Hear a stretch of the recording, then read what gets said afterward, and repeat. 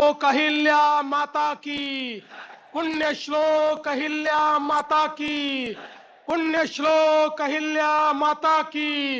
येळकोट येळकोट येळकोट येळकोट। हिंदवी स्वराज्याचे सरसंस्थापक छत्रपती शिवरायांना मानाचा मुजरा करतो।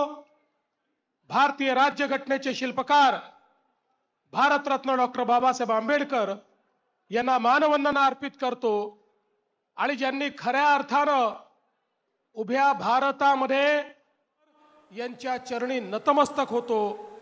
आज या 300व्या जयंती सोहळ्याच्या निमित्ताने मंचावर उपस्थित असलेले ज्यांच्या नेतृत्वात अहमदनगरचं अहिल्यानगर करण्याचा निर्णय आपण घेतला ते महाराष्ट्राचे लोकप्रिय उपमुख्यमंत्री माननीय एकनाथराव शिंदेजी,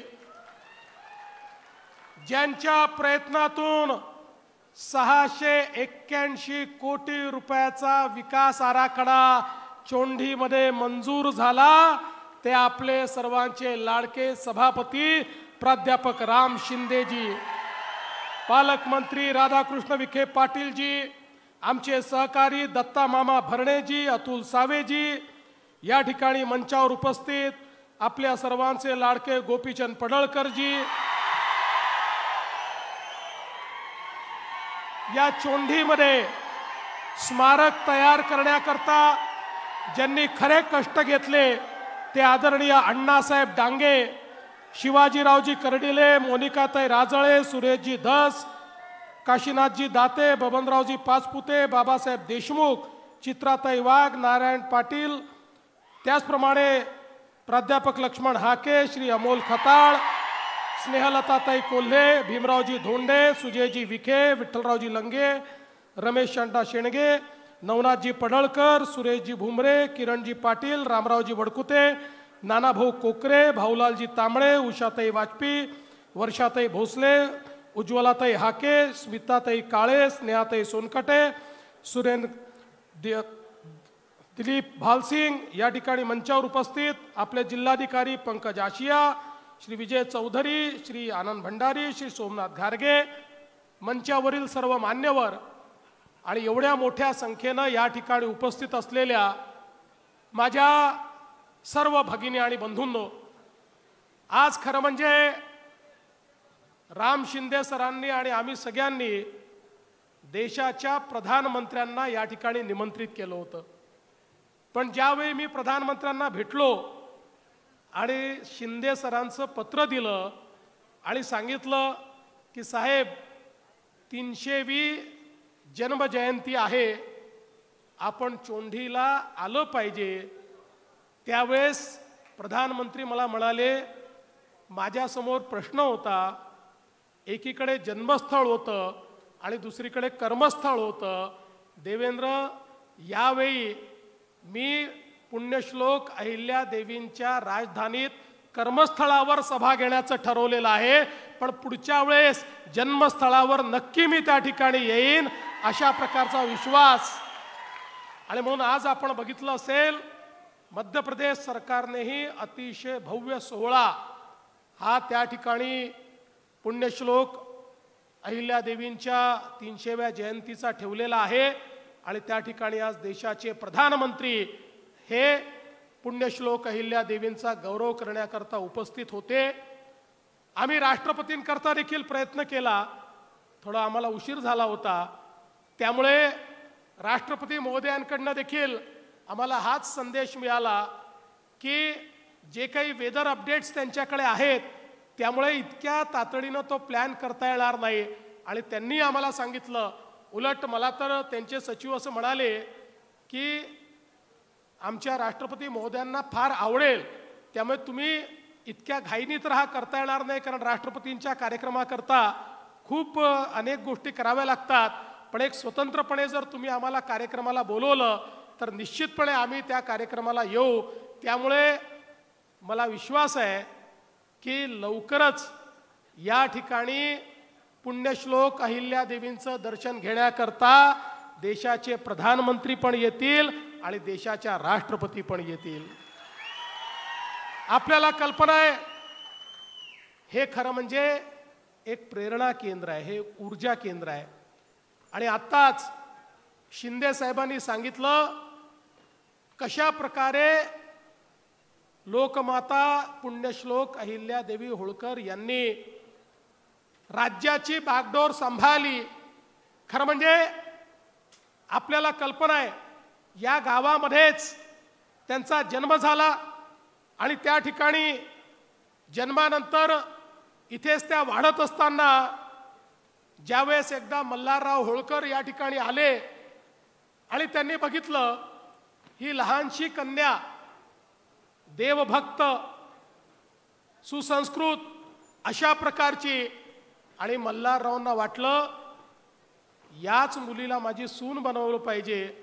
आणि मल्हाररावनी त्या ठिकाणी त्यांचं लग्न लावून दिलं. आपण विचार करा, त्यावेळी त्या काळाच्या परंपरेप्रमाणे 7-8 वर्षाच्या केवळ अहिल्यादेवी होत्या.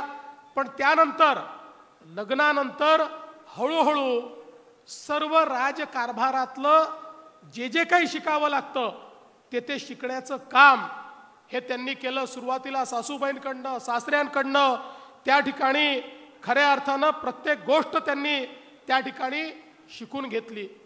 किती संकट आली बघा.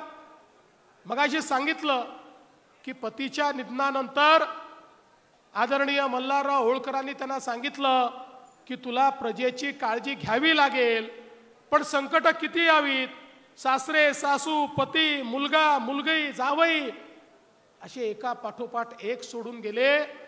पण अहिल्या माता डळमळल्या नाहीत, कारण त्यांना हे माहिती होतं की आता माझा परिवार छोटा राहिलेला नाही, संपूर्ण राज्य हा माझा परिवार आहे, ही जबाबदारी माझ्याकडे आहे. आणि म्हणून त्यांनी ज्या प्रकारचा राज्यकारभार 28 वर्ष चालवला, या देशाच्या इतिहासामध्ये कल्याणकारी राजे जे झाले, एकीकडे छत्रपती शिवाजी महाराजांसोबत जर दुसरं नाव कुठलं घेता येईल तर ते पुण्यश्लोक अहिल्यादेवी होळकरांचंच घ्यावं लागेल.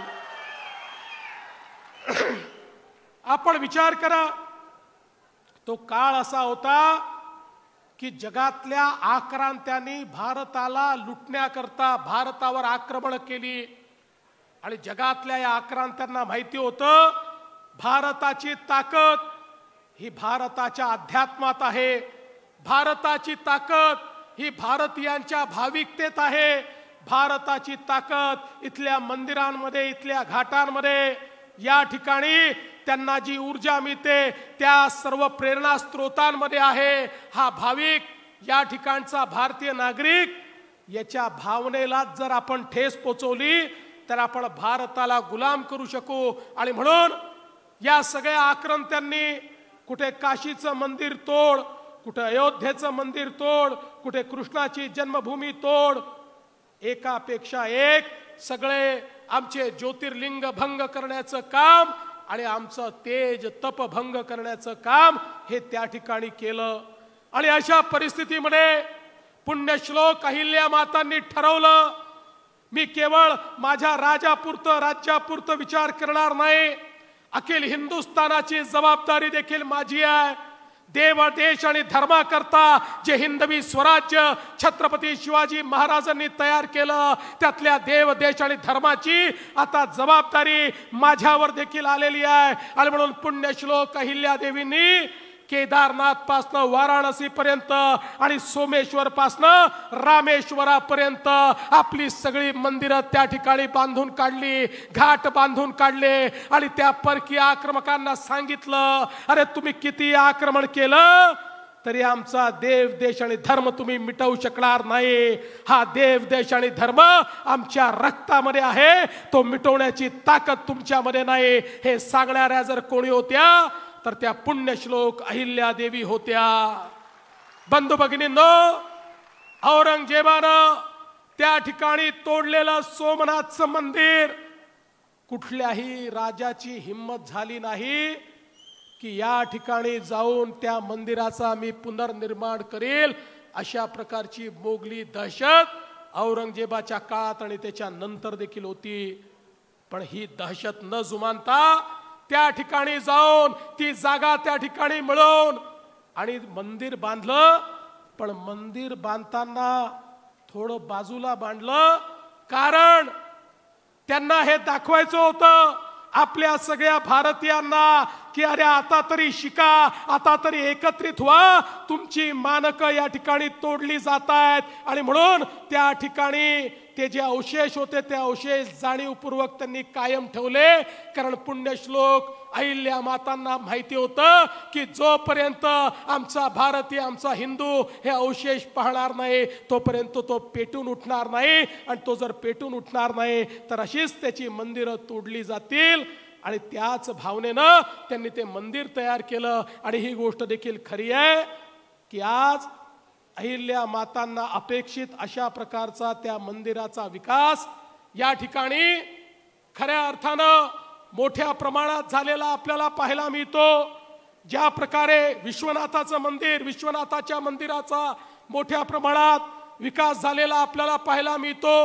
आणि त्या विश्वनाथाच्या मंदिराच्या प्रांगणात गेल्यानंतर आज ज्यावेळी आम्ही अहिल्या मातांचा पुतळा त्या ठिकाणी पाहतो, एकीकडे काशी विश्वनाथ आहेत आणि दुसरीकडे अहिल्या माता आहेत, आमचं सगळ्यांचं ऊर भरून येतं की माझ्या महाराष्ट्राची एक कन्या, या कन्येनं आमच्या धर्माला त्या ठिकाणी, आमचा महाराष्ट्र धर्म, आमचा हिंदू धर्म हा जागृत ठेवण्याचं काम आणि तो जिवंत ठेवण्याचं काम त्यांनी केलं. अहिल्या मातांचं वाक्य फार सुंदर होतं. त्या म्हणायच्या राष्ट्रभावना आणि धर्मभावना या दोन्ही जागृत ठेवल्या पाहिजे. आणि त्या असं म्हणायच्या, स्नान करने से शरीर शुद्ध होता है, ध्यान करने से मन शुद्ध होता है और दान करने से धन शुद्ध होता है. आपल्याला आश्चर्य वाटेल, देशभरामध्ये एवढ्या मोठ्या प्रमाणात दान पुण्य त्यांनी केलं. घाट बांधले, मंदिरं बांधले, बावड्या बांधल्या, तलावं बांधली, पण यातला एकही पैसा पुण्यश्लोक अहिल्या मातांनी त्यांच्या राज्याच्या तिजोरीतनं खर्च केला नाही. त्यांचे जे स्वतःचे पैसे होते त्या पैशातनं त्यांनी हे सगळं बांधकाम केलं. एकही पैसा त्यांनी राज्यातला घेतला नाही. आपण माहेश्वरला जर जाऊन बघितलं, आपल्या लक्षात येईल पुण्यश्लोक का म्हणतो. जसं छत्रपती शिवाजी महाराजांना त्या ठिकाणी आपण बघितलं श्रीमंत योगी म्हटलेलं आहे, कारण सगळी श्रीमंती असताना योग्यासारखे राहिलेले छत्रपती आपण बघितले. तशाच पुण्यश्लोक अहिल्या माता, एवढी मोठी श्रीमंती होती, एवढं मोठं राज्य होतं, अतिशय समृद्ध अशा प्रकारचं राज्य होतं. त्या राज्यामध्ये पैशाचा देखील ओघ होता. पण अहिल्या माता कुठे राहत होत्या आपण जर बघितलं, एका छोट्याशा खोलीमध्ये राहत होत्या. एक छोटंसं देवघर होतं, त्यांची काही भांडी कुंडी होती, त्यांची स्वतःची काही वस्त्र होती. आपल्या स्वतः करता त्यांनी कधीही धनाचा वापर केला नाही. आणि म्हणून त्या पुण्यश्लोक झाल्या आणि म्हणूनच त्या लोकमाता देखील झाल्या. कारण आपल्या प्रजेला त्यांनी खऱ्या अर्थानं मुलासारखं वागवलं. काशीचा मणकर्णिका घाट असेल, विश्वेश्वर असेल, मथुरेत धर्मशाळा असेल, जगन्नाथ मंदिरात पूजेची जागा असेल, गयेतील विष्णू मंदिर असेल, अयोध्येतील राम मंदिर असेल, जेजुरी, पंढरपूर, नाशिक, आपण म्हणाल तिथे अहिल्या मातांनी निर्माण केलेलं वैभव हे आपल्याला या ठिकाणी पाहायला मिळतं. आणि प्रजेची काळजी घेणं काय असतं आपल्याला माहिती आहे. माळव्याच्या घाटामध्ये त्या ठिकाणी लुटारू आणि दरोडेखोर मोठ्या प्रमाणात लोकांना लुटायचे, त्यांचा बंदोबस्त होत नव्हता. या लोकमातेनी, राजमातेनी घोषणा केली, जो या दरोडेखोरांचा बंदोबस्त करेल त्याला माझी मुलगी मी त्या ठिकाणी आपली पत्नी म्हणून देईल, माझ्या मुलीशी त्याचं मी लग्न लावून देईल. आणि मग आपल्याला माहिती आहे की यशवंतराव फडसेंनी त्या ठिकाणी तो नायनाट केला. पण एक लोकमाता कशी असते, राजमाता कशी असते, त्यांनी हा विचार केला नाही. स्वतःच्या मुलीचा हात त्या ठिकाणी समोर ठेवून आणि संपूर्ण माळव्याला दरोडेखोरांपासून मुक्त करण्याचं काम हे लोकमातांनी त्या ठिकाणी केलं. खरं म्हणजे आपल्याला माहिती आहे की जी राजधानी त्यांनी तयार केली माहेश्वरवर नर्मदेच्या तीरी, ही केवळ साधी राजधानी नव्हती. त्या राजधानीमध्ये जगभरातले देशभरातले वेगवेगळे विद्वान त्यांनी बोलवले. त्या ठिकाणी विणकर, सोनार, वेगवेगळं काम करणारे बोलवले आणि त्यांच्या माध्यमातून मोठ्या प्रमाणात तिथल्या लोकांना प्रशिक्षित केलं, महिलांना प्रशिक्षित केलं. त्यांच्या माध्यमातून सुंदर वस्त्र तयार व्हायला लागली. एक वेळ अशी आली, माहेश्वरी वस्त्र उभ्या हिंदुस्थानातल्या कुठल्याही राजाला वस्त्र कुठले घालायचे अशा प्रकारचा विचार जेव्हा यायचा त्यावेळेस माहेश्वरवरनं वस्त्र मागवली जायची. अशा प्रकारची माहेश्वरी वस्त्र त्यांनी तयार केली आणि त्यामुळे तिथला गोर गरीब समृद्ध झाला. मोठा कलावंत त्या ठिकाणी तयार झाला. एक मोठी अर्थव्यवस्था तयार झाली आणि त्या किती मुत्सद्दी होत्या. त्यांनी आयात निर्याती करता वेगवेगळ्या राज्यांसोबत वकील नेमले आणि त्या वकिलांच्या माध्यमातून हा व्यापार त्या ठिकाणी चालत होता. आणि हे सगळं करत असताना मगाशी शिंदे साहेबांनी उल्लेख केला, राज्य हे सुरक्षित राहिलं पाहिजे. सुरक्षित राज्य राहण्याकरता त्यांनी शस्त्रांची आयात केली नाही. जसं आपण बघितलं की आता नुकताच पाकिस्तान सोबत आपलं युद्ध झालं. आपल्या भारतात बनलेल्या ब्रह्मोसनी पाकिस्तानची तळ उद्ध्वस्त केलेली आपण बघितली. तसंच अहिल्या देवींनी देखील शस्त्रांचा कारखाना आपल्या राज्यात सुरू केला आणि इतक्या वेगवेगळ्या प्रकारच्या तोफा तयार केल्या की त्यांचं युद्ध कौशल्य आणि युद्ध सज्जता बघितल्यानंतर त्यांच्यावर कोणी हल्ला करण्याचाच विचार करणार नाही अशा प्रकारची युद्ध सज्जता त्या ठिकाणी त्यांनी तयार केली. आणि एवढंच नाही तर ऑपरेशन सिंदूरच्या वेळी आपण बघितलं, आपल्या 2 लष्करातल्या भगिनी या आपल्याला त्या ठिकाणी ब्रीफिंग करायच्या. आपलं हूर त्या ठिकाणी अभिमानानं भरून टाकायचं. पण त्या काळामध्ये आपण विचार करा तो कसा काळ होता. त्या काळामध्ये अहिल्या देवींनी घोषणा केली, माझ्याकडे पूर्ण एक तुकडी ही केवळ महिला सैनिकांची असेल आणि महिला सैनिकांना प्रशिक्षण देऊन महिलांची तुकडी तयार करणाऱ्या अहिल्या देवी या पहिल्या राणी होत्या की ज्यांनी अशा प्रकारची तुकडी तयार करून दाखवली. आणि एवढंच नाही तर जी न्याय व्यवस्था त्यांनी उभी केली, कुठलंही राज्य चांगलं केव्हा म्हणता येईल ज्या राज्यामध्ये समता असते, समानता असते, न्यायासमोर सगळे सारखे असतात, न्यायासमोर कोणी मोठा नाही लहान नाही. छत्रपतींनी ही शिकवण दिली होती. अहिल्या मातांनी जी न्याय व्यवस्था उभी केली, आजचे जसे आपले कोर्ट आहेत तशा प्रकारचे निष्पक्ष कोर्ट हे अहिल्या मातांनी उभे केले. अहिल्या मातांच्या कोर्टामध्ये कोणाची जात पंथ धर्म पैसा पाहून त्या ठिकाणी न्याय होत नव्हता, तर कोणाच्या बाजूने न्याय आहे, कोण अन्यायग्रस्त आहे हे पाहून त्या ठिकाणी न्याय होत होता. आपण अनेकांचे ग्रंथ जर वाचले तर अनेक विशेषज्ञांनी लिहिलेलं आहे अहिल्या देवींनी तयार केलेली न्याय पद्धती, अहिल्या देवींनी तयार केलेली कर पद्धती, अहिल्या देवींनी तयार केलेली कृषी पद्धती ही सगळीच आदर्श होती. अशा प्रकारच्या आदर्श आमच्या अहिल्या माता होत्या. आणि सगळ्यात महत्त्वाचं, त्यांच्याकडे एकदा 3-4 गरीब लोक गेले. त्यांनी सांगितलं, माता आमच्या मुलींची लग्न आम्हाला करता येत नाही. त्यांनी विचारलं का करता येत नाही. म्हणाले आमच्याकडे पैसे नाही, लग्नालाही पैसे नाही आणि नवऱ्याकडचे लोक एवढा हुंडा मागतात, हुंडा द्यायचा कसा. त्याच दिवशी अहिल्या मातांनी फरमान काढलं, हुंडा देणं आणि हुंडा घेणं दोन्ही गुन्हा समजला जाईल. आणि हुंडा बंदी त्या ठिकाणी अहिल्या मातांनी केली आणि सगळ्या मुलींची लग्न लावून दिली. अहिल्या मातांच्या 28 वर्षाच्या राज्यामध्ये कोणाची हिम्मत हुंडा मागायची नव्हती आणि हुंडा देण्याचीही नव्हती. अशा प्रकारे महिलांना ताकद देणाऱ्या, महिलांचं त्या ठिकाणी जीवन समृद्ध करणाऱ्या अहिल्या माता होत्या. अहिल्या मातांच्या दरबारात गेलं, 2 गोष्टी लिहून ठेवल्या होत्या. एक गोष्ट होती, दरबाराचा वेळ महत्वाचा आहे हे जाणून इथे येणाऱ्यांनी निष्कारण वेळ घेऊ नये. आणि दुसरं लिहिलं होतं, माणसाचे चारित्र्य असे असावे की वाहून जाईल ते गंगाजल आणि राहील ते तीर्थ. अशा प्रकारचं माणसाचं चारित्र्य असलं पाहिजे. हे त्या ठिकाणी त्यांनी सांगितलं.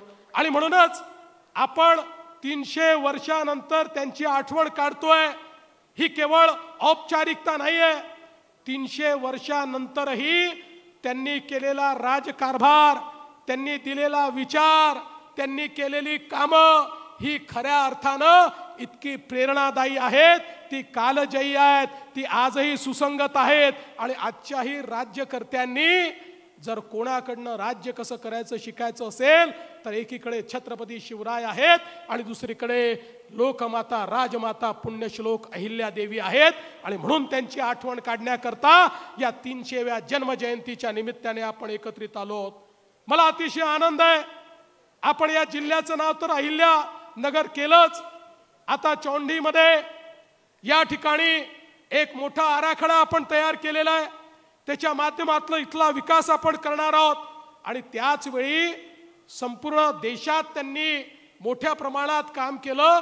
पण महाराष्ट्रातही अनेक घाट बांधले, अनेक विहिरी बांधल्या. आपण जर अहिल्या देवींच्या काळातल्या विहिरी बघितल्या, त्याला पायऱ्या आहेत. ती अशी बावडी आहे की ज्याचं पाणी आटत नाही. आणि अनेक तर देशामध्ये अशा ठिकाणी आहेत की आसपास दुष्काळ आहे पण त्या विहिरीला पाणी आहे. अशा प्रकारच्या पुण्यश्लोक अहिल्या मातेनी तयार केलेल्या विहिरी असतील, तलाव असतील, घाट असतील, याचं संवर्धन करण्याचा निर्णय आपण घेतला. आणि चांदवड असेल, त्र्यंबकेश्वर असेल, मल्हार गौतमेश्वर असेल, इथले जे तलाव आहेत त्याचं संवर्धन करण्याचा निर्णय आपण घेतला. आणि अहिल्या मातांच्या माध्यमातनं या ठिकाणी आदिशक्ती अभियान हे आपण सुरू केलेलं आहे की ज्याच्या माध्यमातनं निश्चितपणे आपण या ठिकाणी आमच्या महिलांना सक्षम करू. आणि हे करत असताना कधी कधी इतिहास फार क्रूर असतो. छत्रपती संभाजी महाराजांचा इतिहास हा जनसामान्यांपर्यंत पोहोचण्याकरता दुर्दैवाने चित्रपटाची निर्मिती झाली. आणि छावा चित्रपटानंतर आजच्या पिढीला तो दैदिप्यमान इतिहास काला आधी माहिती होता पण तो जनसामान्यांपर्यंत पोहोचण्यात कुठेतरी आपण अपयशी झालो होतो. आणि म्हणून आमच्या लक्षात आलं की सिनेमा एक असं माध्यम आहे की ज्यातनं इतिहास पोचू शकतो. आणि म्हणून आपल्या मंत्रिमंडळाने निर्णय केलेला आहे अहिल्या मातांच्या जीवनावर बहुभाषिक कमर्शियल चित्रपट आपण तयार करणार आहोत, जो सगळ्या भाषांमध्ये त्या ठिकाणी आपण तयार करणार आहोत. जेणेकरून केवळ महाराष्ट्रात, मध्य भारतात नाही तर संपूर्ण भारतामध्ये अगदी दक्षिणेपासून उत्तरेकडे, पश्चिमेपासून पूर्वेकडे सगळीकडे अहिल्या मातांचं हे चरित्र, त्यांचं काम, त्यांचं कर्तृत्व आणि या देशावरचे आणि समाजावरचे त्यांचे उपकार हे शेवटच्या माणसापर्यंत पोचले पाहिजे. हा आपला निश्चितपणे या ठिकाणी प्रयत्न आहे.